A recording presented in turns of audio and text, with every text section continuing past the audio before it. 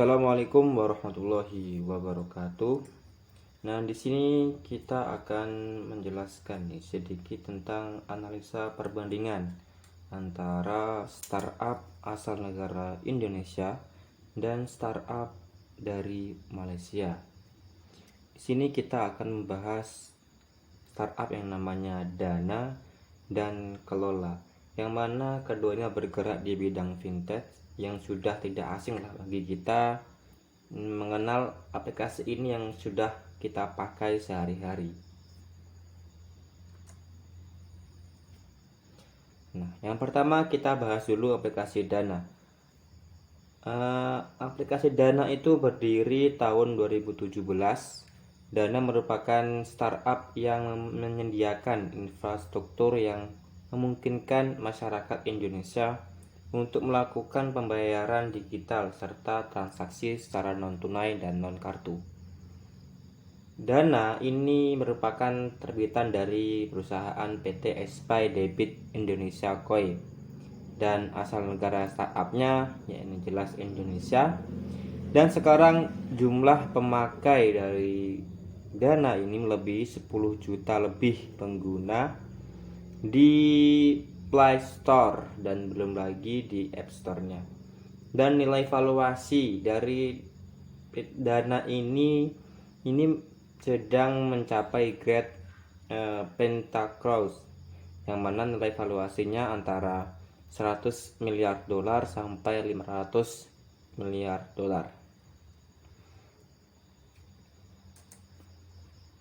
Lalu ke aplikasi Kelola. Kelola adalah aplikasi mobile yang diterbitkan oleh perusahaan PT Digital Universal International Transfer. Berdiri sejak tahun 2017, tujuan fokus utamanya untuk para pekerja migran yang berada di Malaysia. Perusahaannya yakni PT Digital Universal International Transfer, dan asal negara startupnya yakni Malaysia. Dan sekarang jumlah pemakai atau yang download itu masih 1000 user di Play Store dan masih kalah jauh dari Dana. Dan nilai valuasi itu masih di awal itu sekitar kurang dari 10 juta dolar. Karena apa ya? Mungkin karena belum terlalu minat orang-orang Malaysia tentang aplikasi ini, karena pun target mereka adalah para pekerja migran, seperti TKI Indonesia di Malaysia, jadi ya kurang ramai. Sebenarnya IPT itu merupakan induk dari PT AirAsia dan yang lainnya, sudah cukup besar untuk perusahaannya. Cuman untuk di bidang kelola aplikasi ini mereka mengintikan dana yang terbilang kecil, yakni masih kurang dari 10 juta dolar. Lalu kita lihat ide bisnis dari keduanya. Yang pertama dari Dana, dari Kelola, itu jelas untuk mempermudah para pekerja migran yang berada di Malaysia. Dan ini sangat cocok dengan kebutuhan para pekerja, karena selain bisa menjadi course, aplikasi ini bisa menjadi manajemen untuk uang para pekerja migran.